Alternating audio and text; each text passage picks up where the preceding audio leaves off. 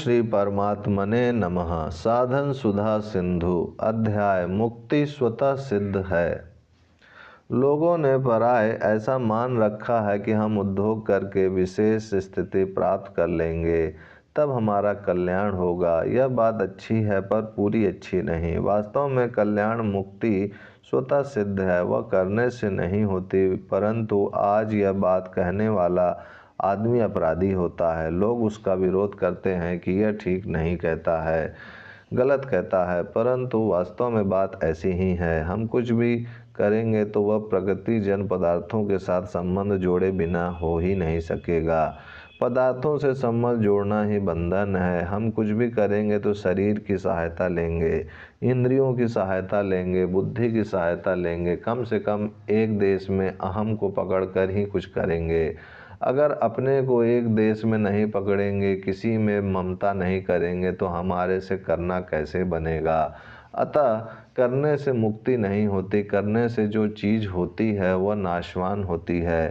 कारण कि प्रत्येक क्रिया का आरंभ और अंत होता है। क्रिया से जो फल मिलता है उसका भी संयोग और वियोग होता है। जो कि जाती है वह चीज़ नित्य नहीं होती। मुक्ति त्याग से होती है। पदार्थ और क्रिया रूप से जो प्रकृति है उसके साथ हमारी ममता और अहंता ना हो तो हमारी स्वतः मुक्ति है। हमने ही ममता और अहंता करके बंधन कर रखा है, वह हम छोड़ेंगे तो छूटेगा नहीं। तो न गुरु छुड़ा सकते हैं, न संत छुड़ा सकते हैं और न भगवान ही छुड़ा सकते हैं। भगवान तभी छुड़ा सकते हैं जब आप अपने को भगवान के सुपुर्द कर दोगे, अन्यथा भगवान स्वतः किसी को भी नहीं छुड़ाते। जितने भी अच्छे पुरुष होते हैं वे किसी पर भी अपना मत नहीं लादते कि तुम ऐसा ही करो। पूछो तो समाधान कर देंगे, हित की बात कह देंगे, परंतु ज़बरदस्ती नहीं करेंगे। भगवान भी ज़बरदस्ती नहीं करते। हम यह तो कह देते हैं कि भगवान को हमारा उद्धार कर देना चाहिए, पर अगर हम भगवान के शरण हुए ही नहीं तो वे हमारा उद्धार कैसे कर देंगे। किसी की स्वतंत्रता को भगवान छीनते नहीं। आप सब तरह से भगवान को स्वतंत्रता दे दो तो भगवान सब काम कर देंगे। आपकी अहंता और ममता ही पतन करने वाली चीज़ है। इनको आप किसी तरह से छोड़ दो तो उद्धार हो जाएगा। बात इतनी विलक्षण है कि जिसकी मैं महिमा नहीं कह सकता। अगर हम शरीर की ममता सर्वथा छोड़ दें तो शरीर पर आए बीमार नहीं होगा। इंद्रियों की ममता छोड़ दें तो इंद्रियों में बुराई नहीं रहेगी। मन की ममता छोड़ दें तो मन में बुराई नहीं रहेगी। बुद्धि की ममता छोड़ दें तो बुद्धि में बुराई नहीं रहेगी। ऐसे ही मैंपन के साथ जो ममता अपनापन है उसका त्याग कर दें तो कोई बुराई नहीं रहेगी। मूल बात यह है कि बुराई केवल हमारे संबंध जोड़ने से आई है। हम जितना संबंध जोड़ करके आग्रह करते हैं, ममता करते हैं, उतनी उसमें बुराई आती है, अशुद्धि आती है। अगर सर्वथा ममता और अहंता छोड़ दें तो मुक्ति स्वतः सिद्ध है। यह बात समझ में आनी कठिन है, ध्यान दें तो समझ में आ जाएगी, परंतु इस तरफ भाई लोग ध्यान देते ही नहीं। अब एक प्रश्न है कि मुक्ति होने से जीवों का जन्म मरण मिट जाएगा तो संसार ही मिट जाएगा, क्योंकि जितने जीवों की मुक्ति होगी उतने जीव संसार में कम हो जाएंगे और इस प्रकार कम होते होते सर्वथा मिट जाएंगे। इसलिए मुक्ति होने के बाद फिर जन्म नहीं होता, यह बात नहीं है। जीव महाप्रलय तक जन्म नहीं लेते पर महासर्ग में पुनः जन्म ले लेते हैं, ऐसा लोगों ने सिद्धांत बना लिया है। इसका कारण क्या है कि उन्होंने ऐसा मान रखा है कि मुक्ति कृत्रिम है, हमारे करने से होती है, इसलिए सदा कैसे रह सकती है। परंतु वास्तव में मुक्ति स्वतः सिद्ध है, स्वाभाविक है, कृत्रिम नहीं है। करना अस्वाभाविक है। अस्वाभाविकता को मिटा दोगे तो स्वाभाविकता ज्यों की त्यों रह जाएगी। इस विषय को गहरे उतर कर समझो। अपना थोड़ा विचार करो कि जिन रुपयों को आपने अपना मान रखा है उन्हीं रुपयों की चिंता आपको होती है। रुपए तो दुनिया में अनगिनती के पड़े हैं पर उनकी चिंता आपको नहीं होती। अतः चिंता होने में रुपया कारण नहीं है, अपनापन कारण है। जिन व्यक्तियों को आपने अपना मान लिया है उनको लाभ होता है तो आप सुख होते हैं, और उनको हानि होता है तो आप दुख होता है। परंतु जिनसे हमारा कोई संबंध नहीं है, उनको लाभ हो या हानि, वे मर जाएं या ना रहें या जिएं, हमें कोई सुख दुख नहीं होता। जिनसे ममता कर रखी है उनका ही बंधन है, जिनमें ममता नहीं है उनका बंधन हमारे को नहीं है।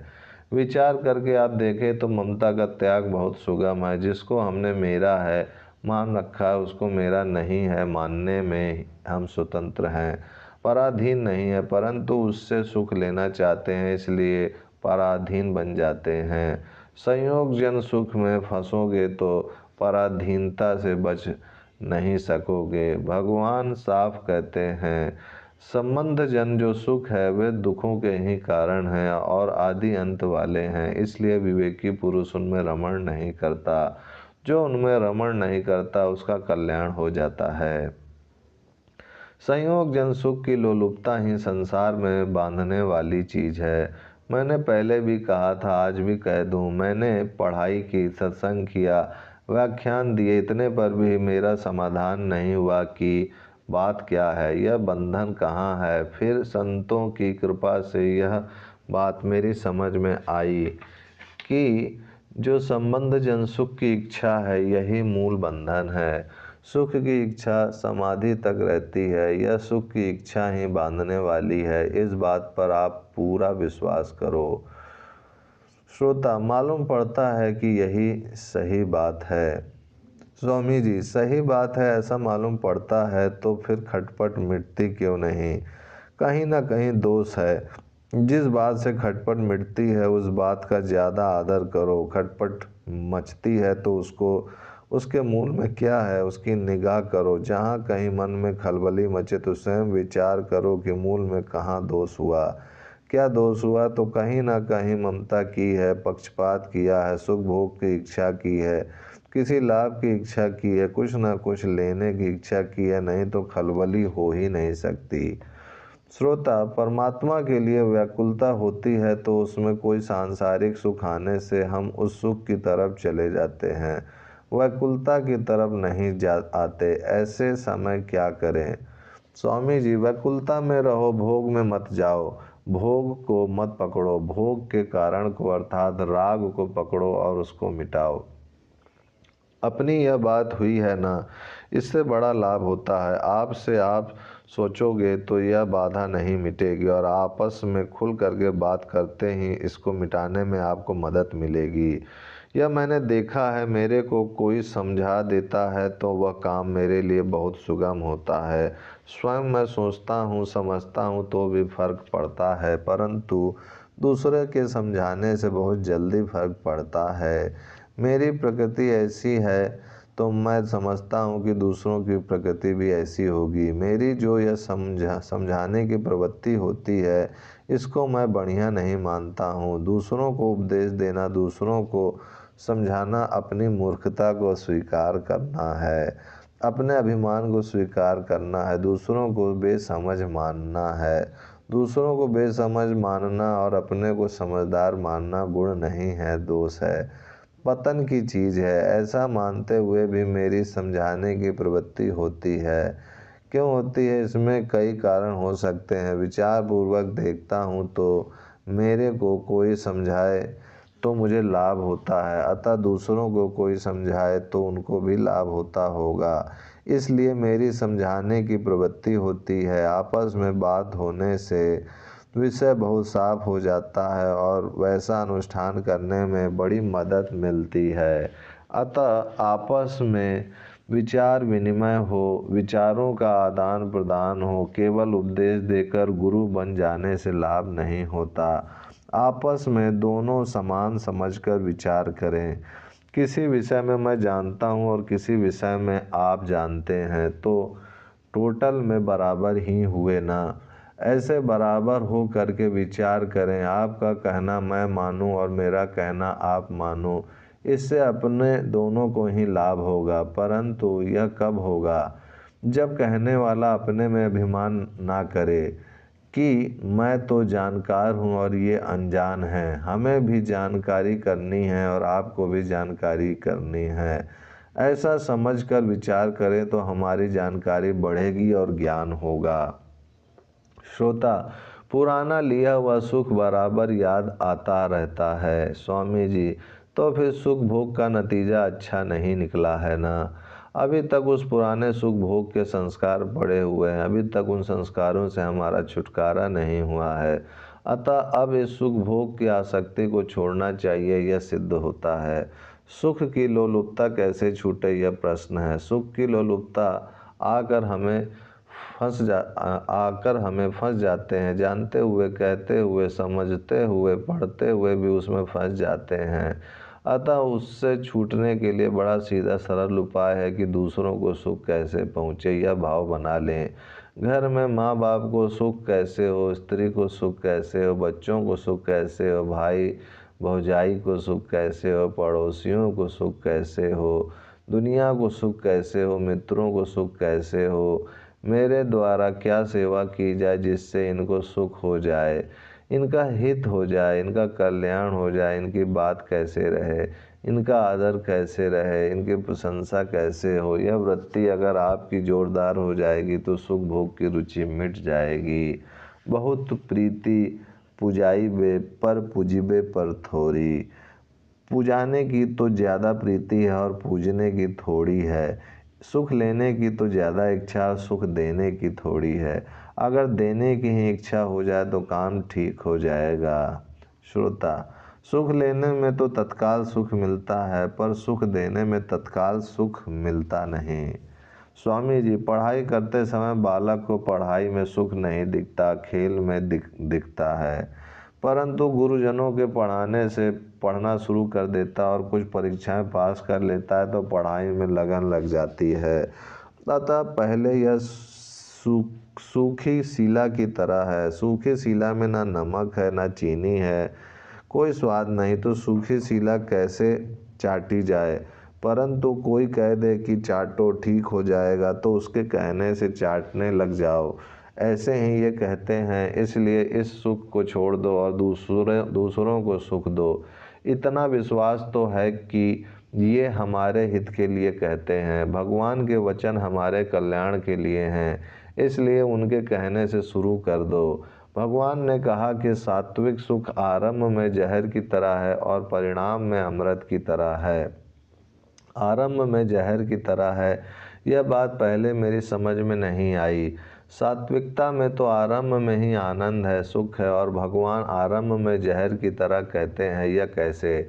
विचार करने पर समझ में आया कि राजस तामस सुख का त्याग करने में कठिनता आती है, इसलिए सात्विक सुख पहले जहर की तरह दिखता है। आप इस बात पर विचार करो कि दूसरों को सुख कैसे हो, दूसरे की बात कैसे रहे, दूसरे का कल्याण कैसे हो।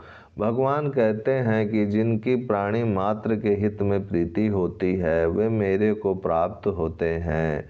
जो हमें दुख देते हैं उनको भी सुख कैसे हो। उमा संत कई यही बड़ाई, मंद करत जो करई भलाई। फिर संतपना आ जाएगा। दूसरों का हित करने में ही हमारा हित है। जैसे हम दर्पण में अपना मुख देखते हैं तो अगर हमारा मुख पूर्व की तरफ होगा तो दर्पण में हमारा मुख पश्चिम की तरफ दिखेगा, हमारा दायां उसमें बायां, हमारा बायां उसमें दायां दिखेगा। अब दर्पण में जैसा दिखता है उसके अनुसार हम चलेंगे तो उल्टे चले जाएंगे।